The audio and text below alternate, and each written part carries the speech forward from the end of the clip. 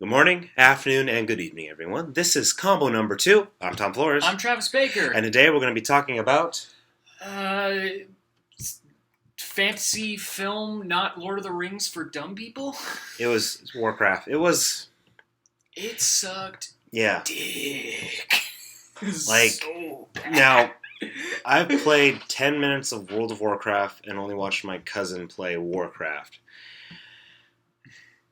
And I bet there were some things where it was, I could tell, sticking true to what Blizzard has created. Like, okay, the boomstick, that's what it's actually called, the muskets. That's what they're really called. Army of Darkness. So I'm like, all right, at least they got that name right. It looked like the cutscenes of the game where, this is such a high fantasy world, so it looked like the world. Yeah.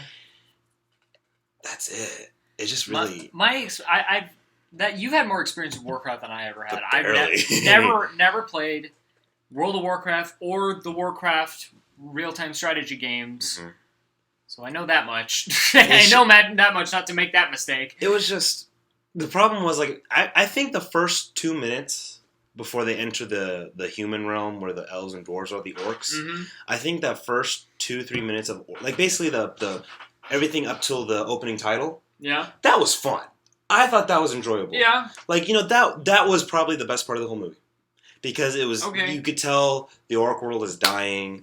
You could tell they gave you, the little exposition they gave, that you got so much detail of, probably a few months or years of this congregation of clans, different orc clans together to get to the portal and the capturing of all these slaves that looked elf-like.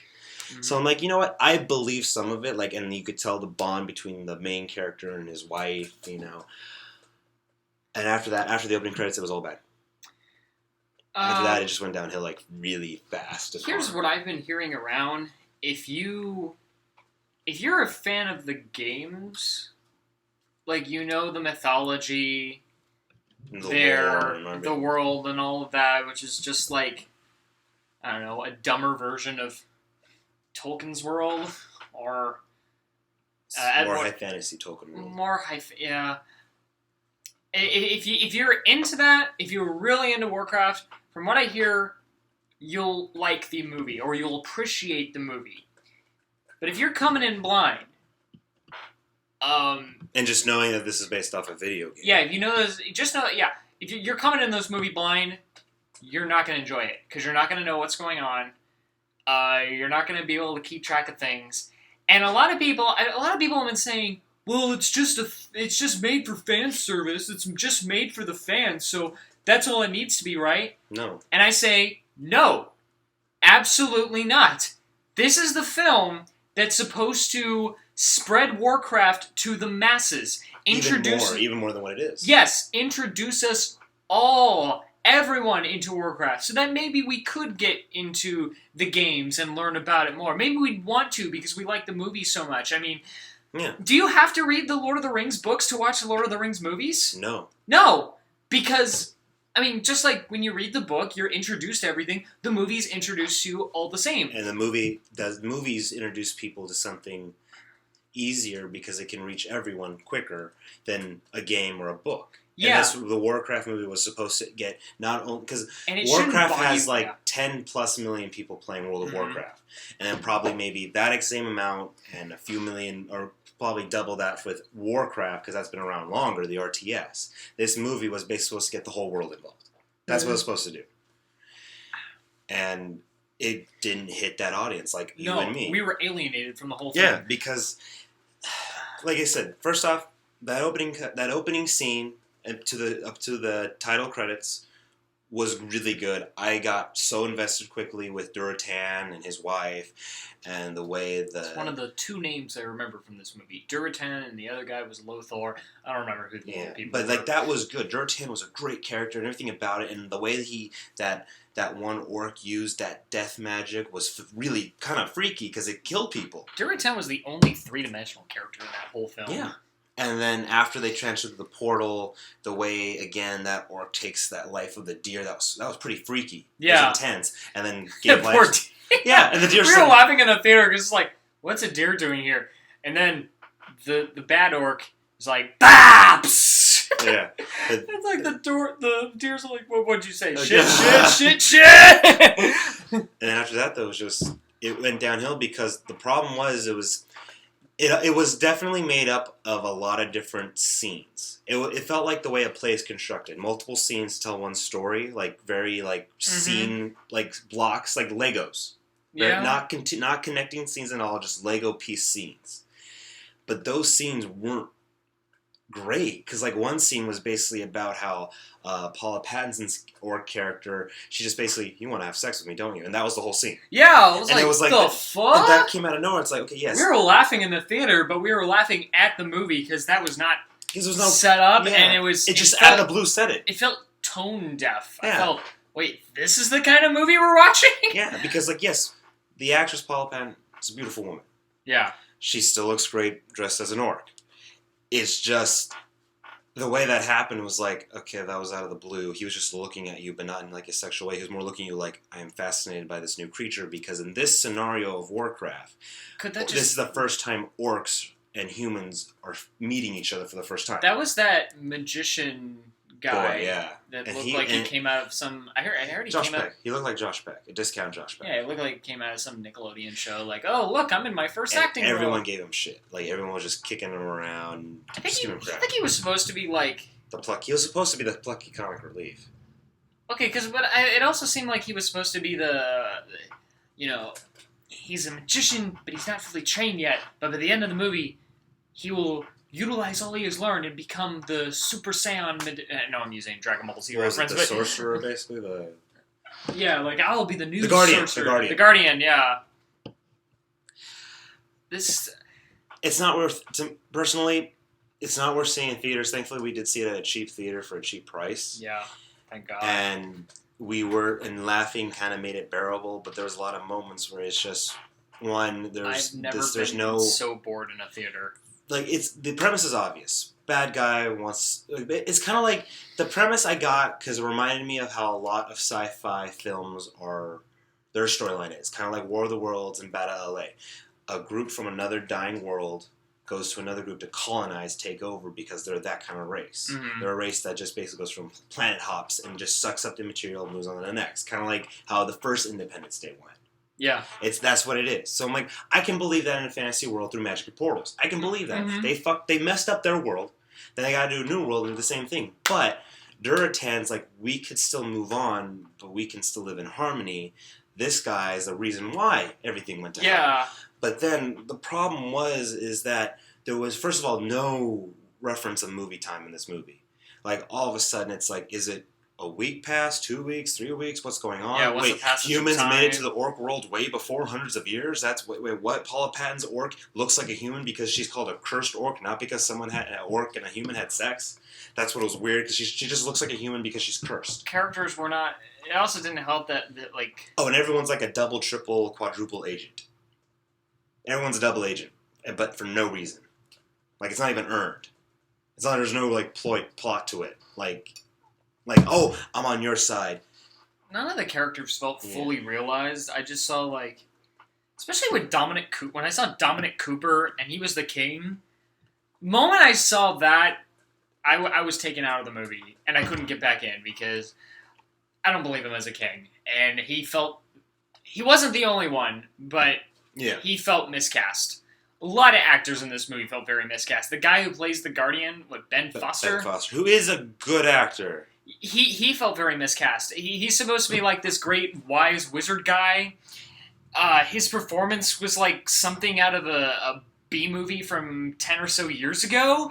And I felt, shouldn't an older, more esteemed actor like Patrick Stewart and Ian McKellen be playing this part? The Guardian was basically a Gandalf, Dumbledore. Yeah, supposed to be. That's what I'm thinking. Yeah. And Ben Foster is proven by this movie, but also probably by his age. He doesn't resemble that at all. Yeah, and you could tell with the King, I think, what you're saying, they weren't going off it direction-wise for casting, because Colin Farrell was originally approached as the King.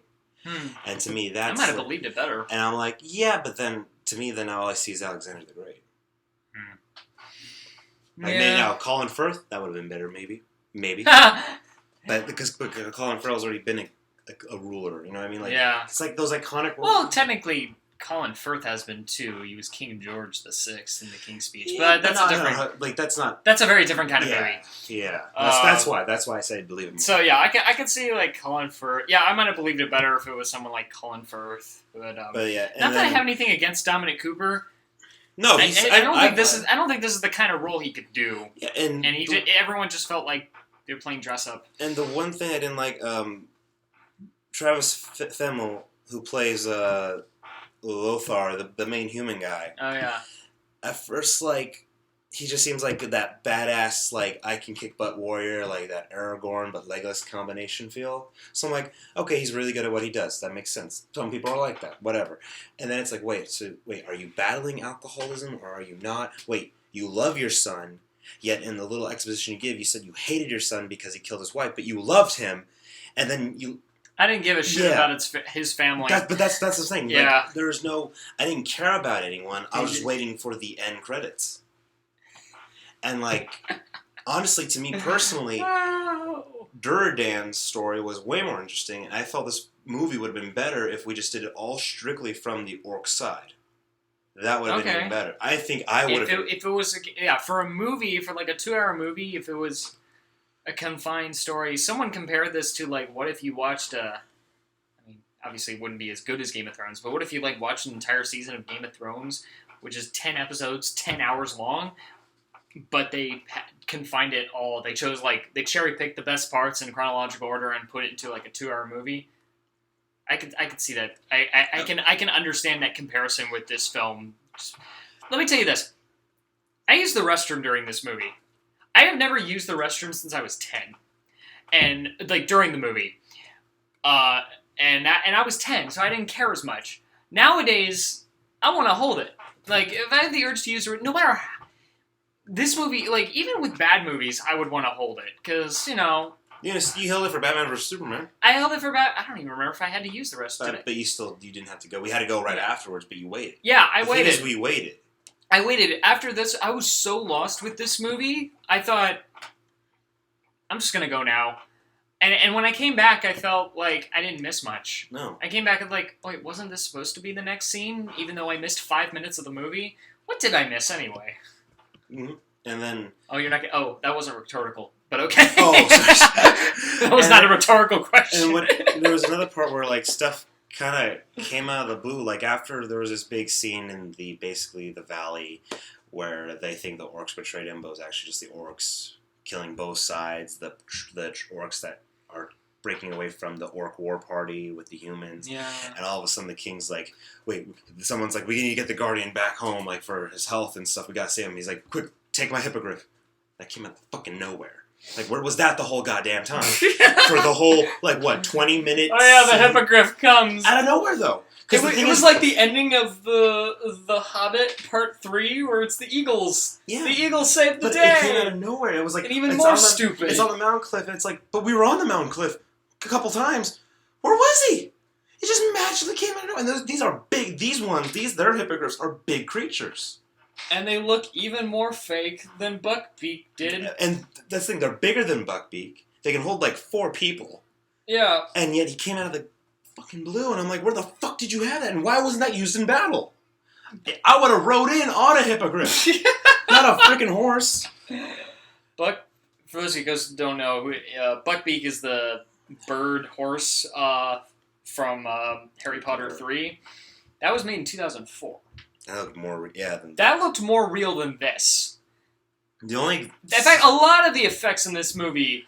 I liked how Duratan looked.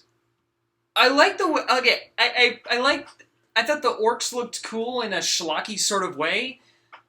My problem was...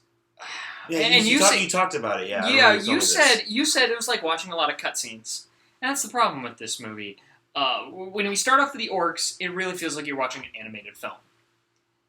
And that's fine until you get to the humans, and then all of a sudden you see real people. Now the thing is, with movies, if you see real people walking around, real actors, therefore making it a live-action movie, you're automatically imagining yourself the ability to touch things that are there. To physically be a part of that world. To physically be a part of that world.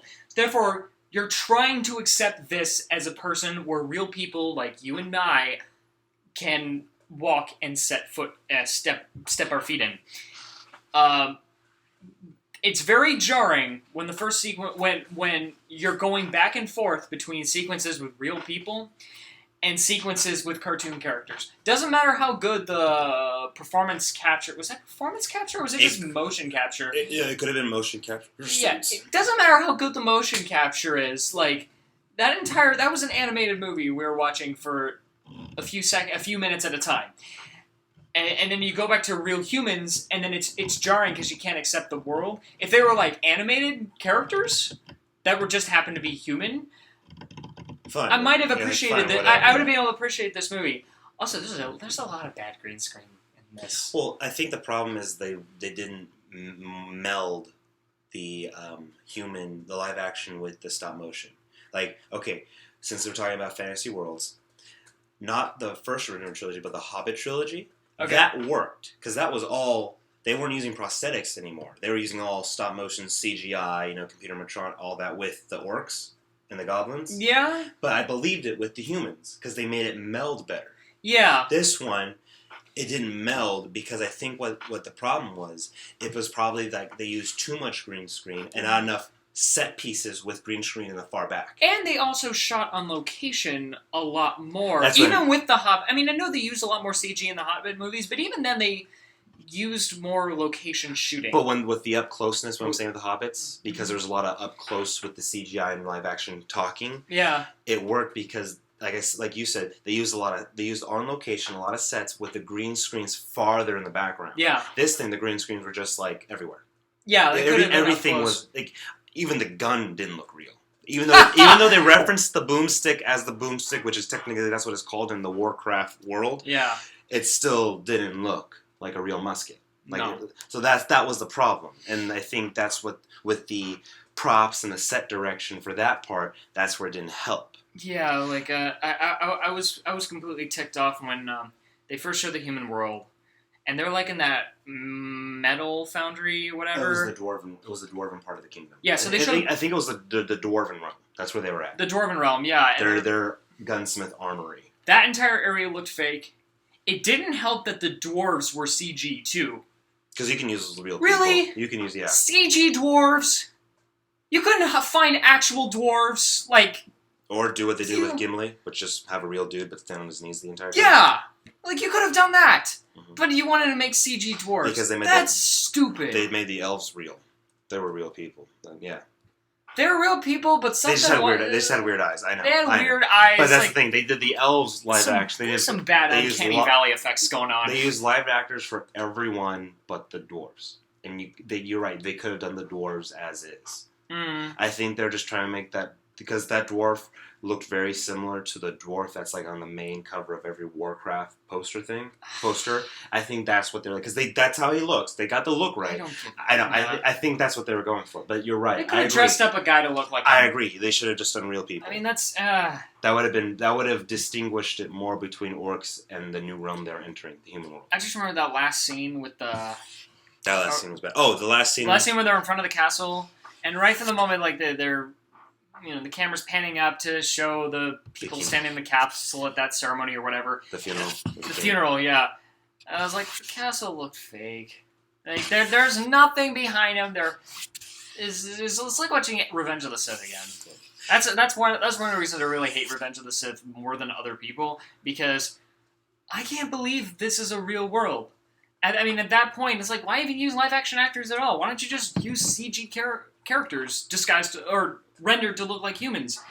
Game of Thrones. I mean, Game of Thrones is an expensive show for television. Even then, an episode of Game of Thrones costs less money than this movie. This is a major motion picture that was distributed in many theaters, so it probably cost about $100 million or so. Close to two. Think about it. Probably close to two.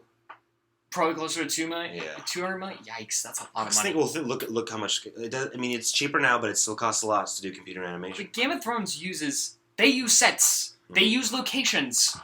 And they use CG. I mean, obviously, because now they got dragons flying around.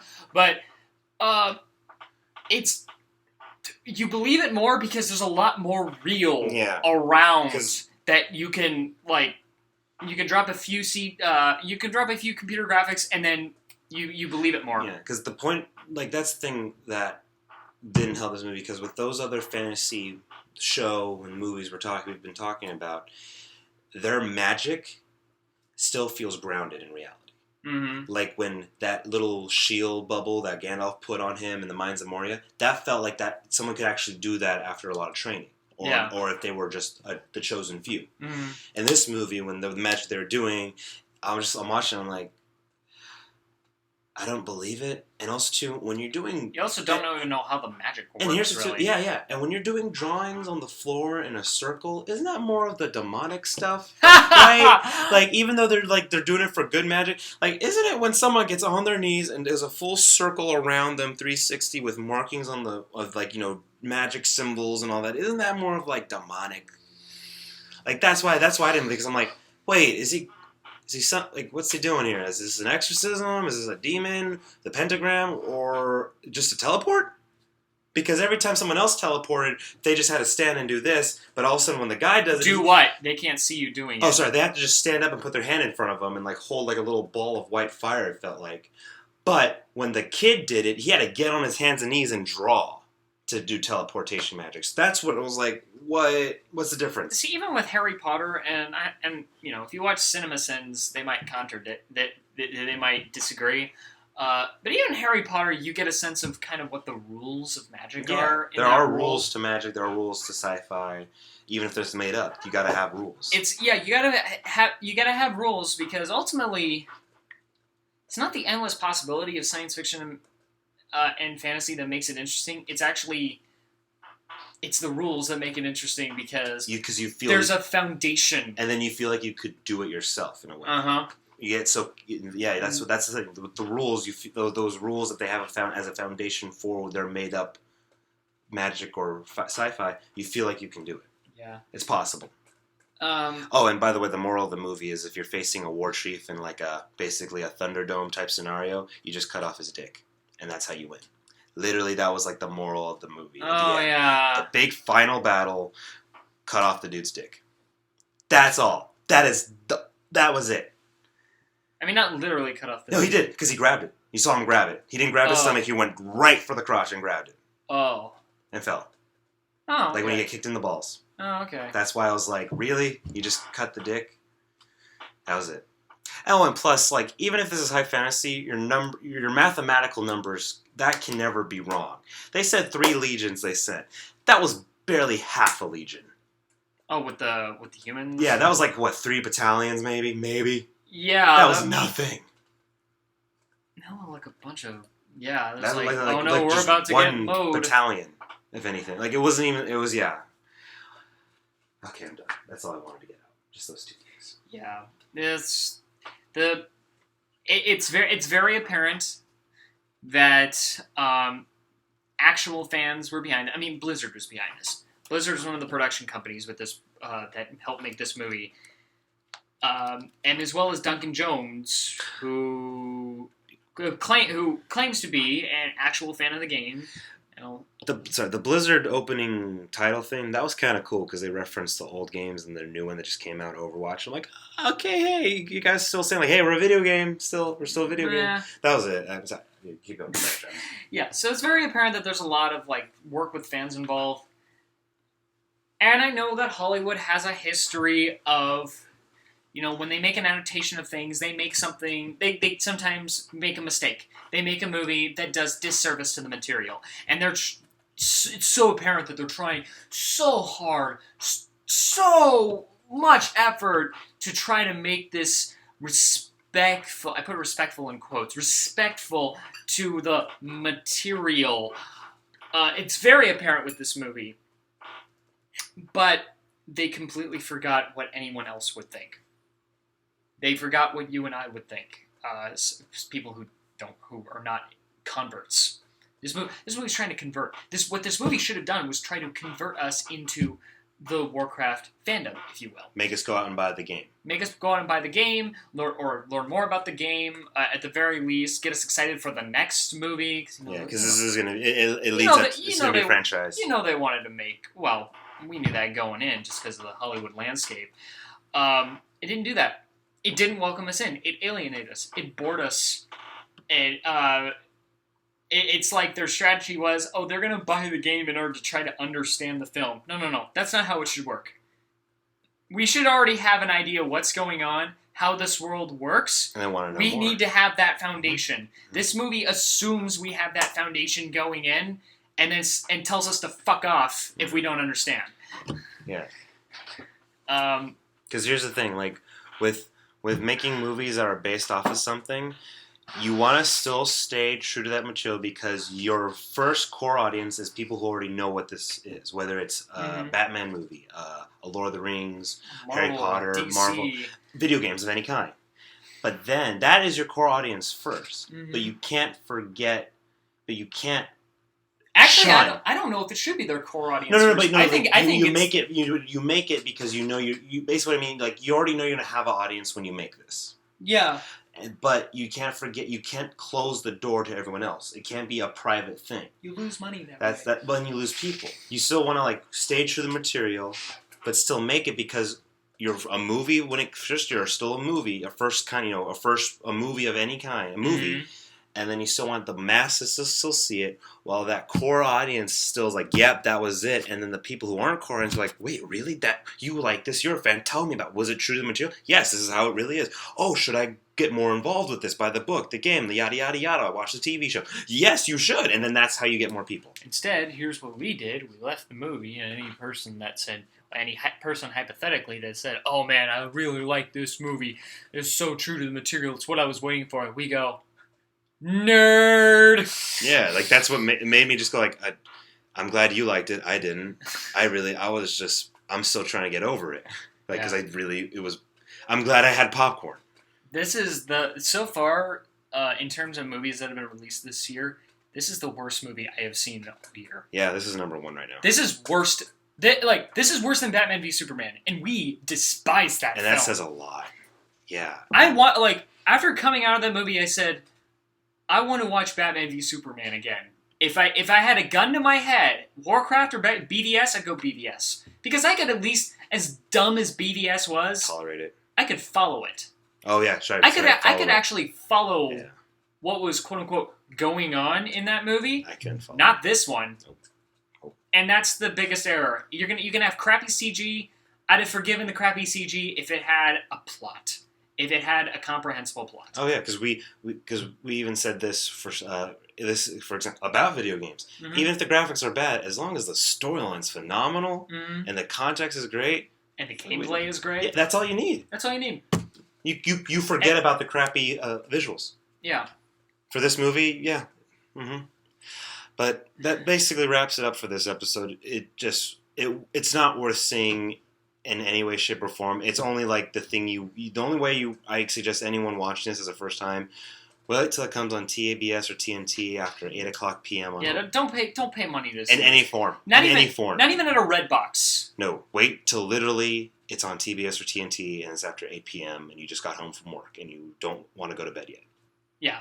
Or you're folding laundry. That's it. That's what this movie is. And it's on TV. It's the folding laundry movie. This is exactly what it is. When you're getting ready for work, ironing clothes, folding laundry, doing chores that don't involve the vacuum cleaner. Yeah. Or even involve the vacuum cleaner. Mm-hmm. This is the movie. Thank you. You said it, Travis. Yeah. I wouldn't even recommend like an actual fan to see this movie. I know they'll enjoy it, but I'm too nice of a person. I don't want to. I felt bad for the person that came with us. Nicole, a coworker friend of mine, brought his cousin with us. I felt bad for her because that was the last American cinema movie she'll see for like 2 years, and this is what we showed her. Because she's like studying abroad. Yeah, so that's how bad I feel. Yeah, that's the last piece of American cinema she will see for 2 years at an American theater. I don't know. America's cinema is pretty global nowadays. Well, you know what I mean. She'll be fine. But at the America, at an American cinema on America, you know what I mean? Like now she'll be seeing more of a. She saw it to be fair, she saw it at the 4-star theater. Surely she would have been like, This is not the best theater. But it's still... It's a cheap theater for a reason. But there's some great movies at that cheap theater. Just wasn't one of them. I had great experiences at that theater. Mm. That's the reason why I go so much more there, because I'm able to see more. It's just this was a bad movie. Yeah. But anyway, that wraps it up. Yeah. Just don't see it. Even if you're a fan, you don't want to be made a fool I just don't see it. by your normal friends. Do yourself a favor. Just go back to playing the game. So that wraps us up for this one. I'm Tom Flores. I'm Travis Baker. Trust me, the next movies we'll see will be better and be highly recommended. Just this one, don't. We did this to save you. This is number one. We did this to save you. 10 worst of the year list right now. Y'all have a good time. Catch you the next time. Bye.